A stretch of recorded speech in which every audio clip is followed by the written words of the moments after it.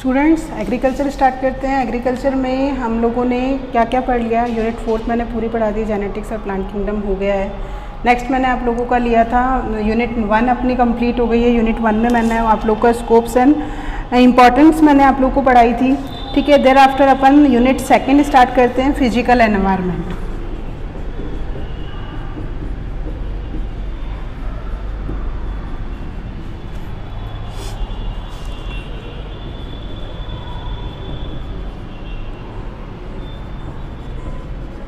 Physical environment, ठीक है। ये यूनिट 2 है आपकी। यूनिट 2 में फर्स्ट यदि अपन टॉपिक की बात करें तो फर्स्ट टॉपिक आपका है क्लाइमेट। फर्स्ट टॉपिक है आपका क्लाइमेट, वेदर। मेनली आपका क्लाइमेट है, वेदर है, तो वेदर में आपका आ जाएगा एलिमेंट्स ऑफ वेदर।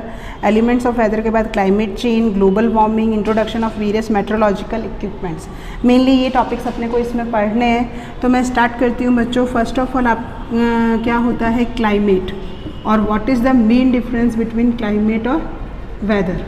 इनमें अपन इसकी बात करें तो व्हाट इज़ क्लाइमेट। क्लाइमेट जो होता है आपका वो क्या होता है, climate is defined as a generalized and average condition of weather. Weather की एवरेज कंडीशन को क्या बोलते हैं अपन, क्लाइमेट बोलते हैं, ऑफ अ प्लेस और अ रीजन। एक पर्टिकुलर प्लेस पे कैसा क्लाइमेट है, एक पर्टिकुलर रीजन में कैसा क्लाइमेट है, दैट इज एक पर्टिकुलर प्लेस पे या पर्टिकुलर रीजन में कैसा वेदर है, ठीक है। तो वो चीज़ आपकी क्या कहलाती है, क्लाइमेट कहलाती है वहाँ की, ठीक है। It is a long term regime of atmospheric variation of a given place and area. एक पर्टिकुलर गिवन प्लेस की बात कर रहे हैं अपन यहाँ पे, दैट इज क्या कहलाता है, क्लाइमेट कहलाता है, ठीक है। जैसे कोल्ड सीजन का कैसा क्लाइमेट होता है, जैसे कोल्ड तो सीजन होता हो गया वेदर, ठीक है। अब उसके क्लाइमेट की बात करें तो कोल्ड सीजन में क्या रहता है, बहुत ज़्यादा मॉइस्चर रहता है एनवायरनमेंट में, ठीक है। तो वो चीज़ क्या कहला रही है, उसका क्लाइमेटिक कंडीशन कहलाती है। वेदर की बात करते हैं तो weather can be defined as a physical condition, ठीक है। मेनली फिजिकल कंडीशन में अपने उसका क्या देख रहे हैं, स्टेट ऑफ टेम्परेचर। जैसे मैंने कोल्ड में बोला था टेम्परेचर क्या हो जाएगा, डाउन हो जाता है at the particular time and place. एक पर्टिकुलर टाइम एंड प्लेस पे, जैसे क्लाउडी डे होता है तो क्लाउडी डे में टेम्परेचर थोड़ा सा डाउन होता है समर डे की तुलना में। तो वो चीज़ तो क्या कहलाती है, वो चीज़ क्या कहला रही है आपकी, वेदर कहलाती है, ठीक है। और क्लाइमेट जो होता है, क्लाइमेट आपका वही एक पर्टिकुलर रीजन में किस तरह का, एक पर्टिकुलर रीजन में वेदर की कंडीशन कैसी है, वो क्या कहलाता है, condition of weather in a particular region और particular place at a particular time. वो चीज़ क्या कहलाता है आपका, वो चीज़ कहला रही है क्लाइमेट। अब आते हैं अपन नेक्स्ट टॉपिक पे। नेक्स्ट टॉपिक आपका क्या रहता है, एलिमेंट ऑफ वेदर की बात कर रहे हैं अपन।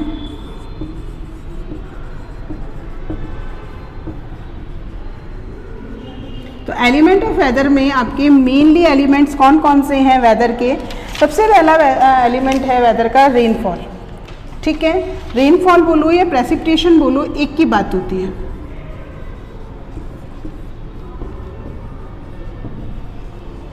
रेनफॉल बोलो या प्रेसिपिटेशन बोलो, एक की बात होती है, ठीक है। दैट इज क्या कहला रहा है, एलिमेंट ऑफ वेदर। फर्स्ट है rainfall, it refer to any form of water resulting from rapid condensation of moisture, ठीक है। किसी भी वेदर का हम इसमें क्या देख रहे हैं, रैपिड फॉर्म ऑफ वाटर देख रहे हैं, ठीक है। Condensation of moisture, rapid condensation of moisture.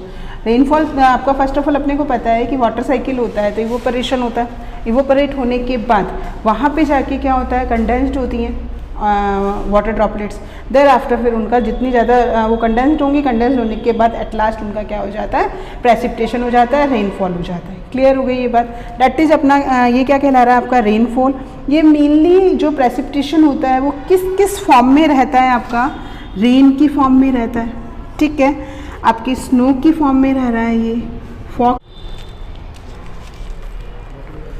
Rainfall किस फॉर्म में हो रहा है बच्चों, रेन की फॉर्म में हो रहा है, स्नो की फॉर्म में हो रहा है, फॉग की फॉर्म में हो रहा है, ठीक है। मिंट्स अपन बात करते हैं हेल की फॉर्म में हो रहा है, ठीक है। तो रेन आपको क्लियर समझ आ रहा है, स्नो आपको समझ आ रहा है, फॉग भी आपको क्लियर हो रहा है, हेल आपके ओले गिरना बोलते हैं बेटा अपन हिंदी में इसको, ठीक है।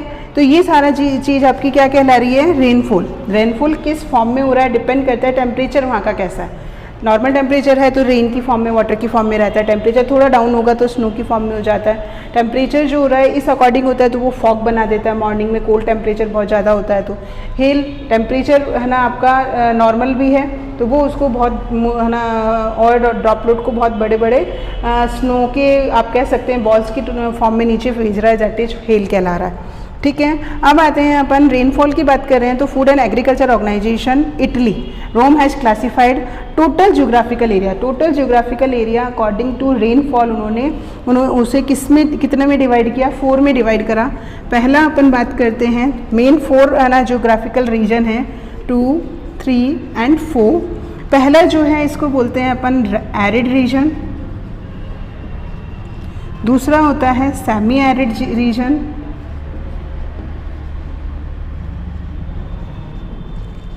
ठीक है, तीसरा होता है सेमी ह्यूमिड रीजन और लास्ट होता है आपका ह्यूमिड रीजन।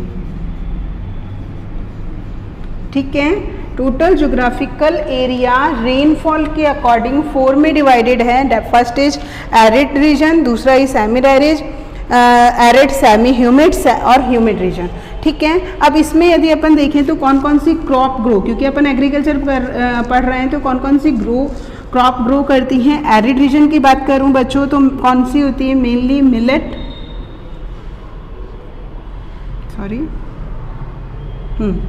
मिलेट, सॉर्गसम, ठीक है, किडनी बीन, ये इस रीजन में ग्रो करती है। इसमें एवरेज देखें अपन किसका रेनफॉल का तो वो होता है लेस देन 400 mm के आसपास। ठीक है, ये एवरेज रहता है इसका। और क्रॉप पीरियड यहाँ पे क्या रहता है, ये थोड़ी टेबल हमें ध्यान रखनी है कि इसका क्रॉप पीरियड क्या रह रहा है, 0 से 75 डेज का क्रॉप पीरियड रहता है यहाँ पे। क्लियर? तो एरिड जोन है, एरिड जोन में ये क्रॉप ग्रो करती हैं, ये एवरेज होता है, इतनी बारिश होती है वहाँ पे और ये इतना इन क्रॉप को ग्रो करने के लिए इतना टाइम पीरियड चाहिए होता है। फिर आते हैं सेमी एरिड रीजन में। सेमी एरिड रीजन में आपके मेनली जो होता है वो आपके, अगर मैं एवरेज बोलूँ तो 400 टू ये जाता है आपका 1000 mm के आसपास यहाँ पे एवरेज रहता है, ये रेनफॉल होता है। यहाँ पे मेनली क्या कौन कौन सी रहती हैं सेमी एरिड रीजन में? ग्राम्स हो जाएंगे, वीट हो जाएगा, इसी में रहता है बार्ले, ओट्स, बार्ले, ओट्स हो गया, ये सारी क्रॉप यहाँ पे ग्रो कर जाते हैं। और यहाँ पे मेनली क्रॉपिंग टाइम क्या रहता है आपका 70 to 140 डेज। ठीक है, 70 to 140 डेज। देन आते हैं semi humid region. Semi humid region क्या होता है आपका? Rice, sugar cane, cotton, rice, sugar cane और कॉटन रहता है। इसमें मेनली क्या एवरेज रहता है रेनफॉल? 1000 to 2000 mm रहता है रेनफॉल, यानी यहाँ पे बारिश बहुत ज़्यादा होती है बच्चों, और ह्यूमिड में और भी ज़्यादा होगी। तभी इसका जो वो रहता है वेदर में, या इसका जो क्लाइमेट की बात करेंगे यहाँ पे, वहाँ पे मॉइस्चर बहुत ज़्यादा रहता है। ठीक है, यहाँ पे और मेनली यहाँ पे क्रॉप को ग्रो करने के लिए 140 टू आपके 200 डेज लग रहे हैं। क्लियर? फिर आते हैं अपन ह्यूमिड रीजन की बात करते हैं तो ह्यूमिड रीजन में आपके कौन कौन सी ग्रो करती है? कोकोनट हो गया, रबर, टी, साउथ में होता है बच्चों ये, कॉफ़ी, ठीक है, टी हो गया, कॉफ़ी हो गया, ये क्रॉप ग्रो कराती है। मोर देन 2000 हो जाएगा यहाँ पे। ठीक है, मोर देन 2000, और इसमें ग्रो करने में वही मोर देन 200 डेज।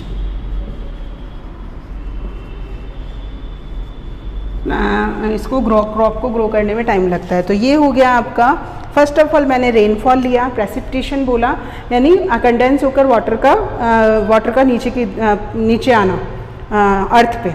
ठीक है, वो चीज़ क्या कहलाती है? रेनफॉल कहला रही है।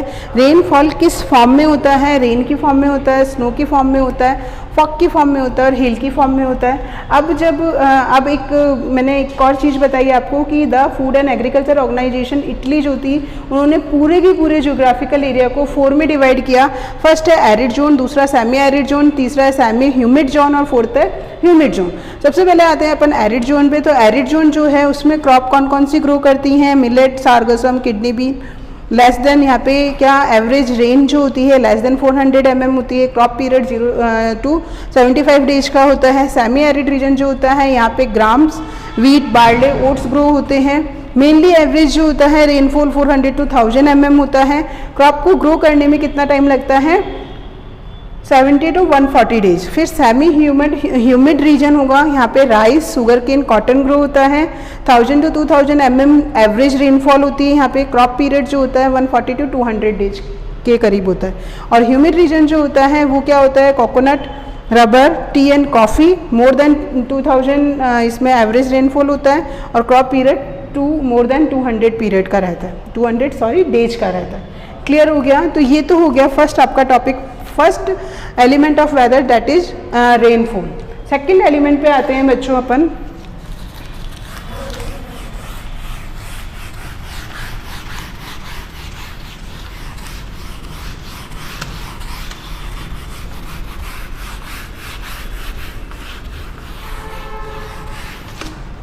सेकेंड पे आती हूँ मैं। सेकेंड होता है टेम्परेचर।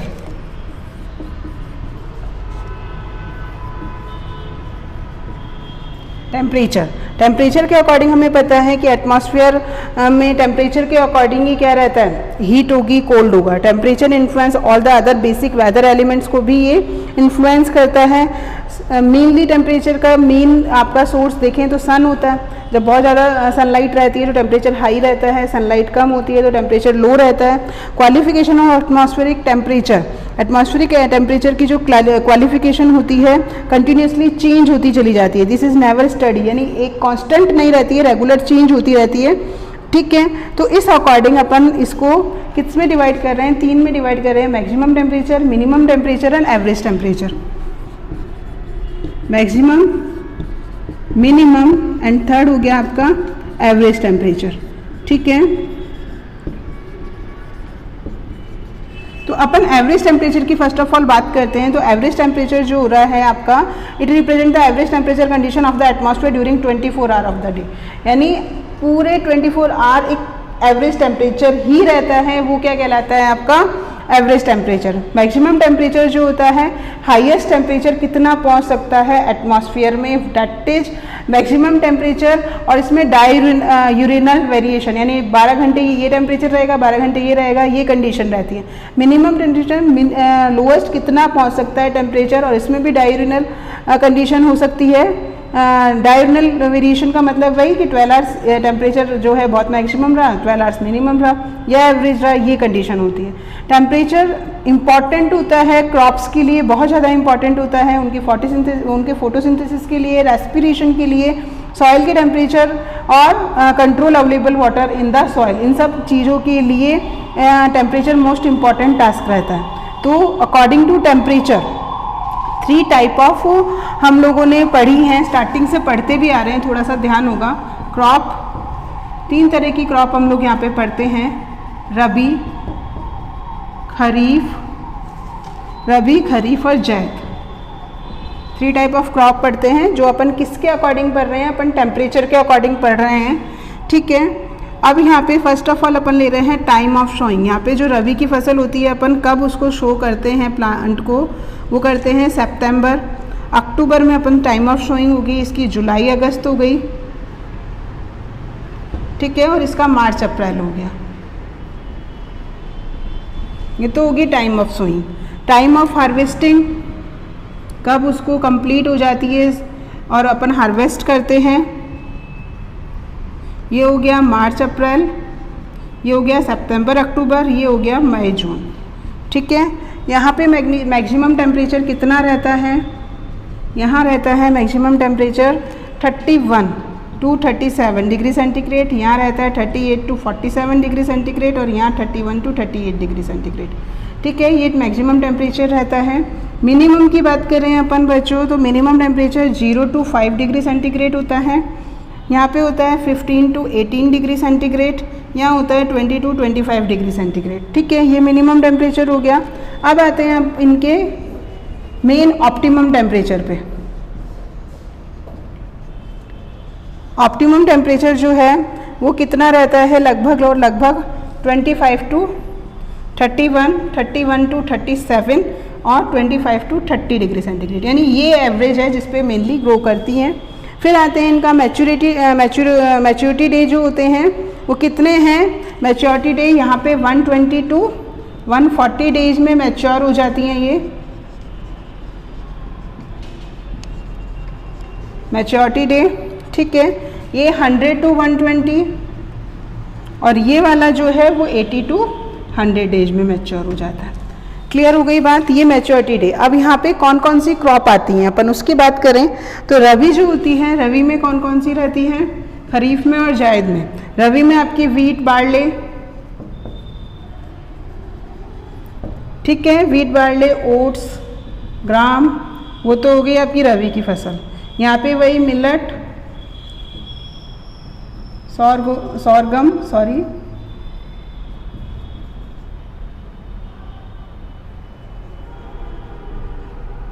मिलेट, सॉरगम, मेज, ठीक है। यहाँ पे हो गया आपके फूडर और फूडर हो गई, ठीक है, सारी फूडर अपन इसी में लेते हैं। क्लियर होगी। जैद में ये वाली आती है। तो ये हो गया टेम्परेचर के अकॉर्डिंग यदि अपन देखें तो 3 तरह की अपन देख रहे हैं, रबी, खरीफ और जैद। रबी जो होती है इसका टाइम ऑफ सोइंग कब उसको शो करते हैं, सितंबर अक्टूबर में, खरीफ को जुलाई अगस्त में और जैद को मार्च अप्रैल में। यहाँ पे इसकी हार्वेस्टिंग का टाइमिंग जो होता है कब वो कंप्लीट हो जाता है उसका, तो हार्वेस्ट कब कर रहे हैं अपन, मार्च अप्रैल में रबी की फसल का, सितंबर अक्टूबर में खरीफ की फसल का और मार्च और जून में, सॉरी मई जून में जैद की फसल का। ठीक है, ये मई जून है। Clear. Maximum temperature, minimum temperature और मेनली ऑप्टिमम टेम्परेचर की बात करें तो 25 to 31, 31 to 37 और 25 to 30, यानी मेनली ज़्यादा टेम्परेचर अपन को खरीफ की फसल के लिए चाहिए होता है। मैच्योरिटी डे की बात करें तो 120 to 140 डेज इसका होता है रबी का, खरीफ का 100 to 120 डेज और जैद का होता है 80 to 100 डेज। क्लियर हो गया। फिर यहाँ पे अपन पढ़ रहे हैं इसके एग्जाम्पल, रबी के वीट, बार्ले, ओट होता है, ग्राम्स हो गया, खरीफ का मिलेट्स, ऑर्गम और मेज हो गया और जैद का हो गया फूडर। तो यहाँ पे आज मैंने आप लोगों को अभी हम लोगों ने कौन कौन सा पढ़ा, पहला हमने पढ़ा रेनफॉल का पढ़ा, दूसरा हम लोगों ने कौन सा पढ़ा, टेम्परेचर पढ़ा। ठीक है।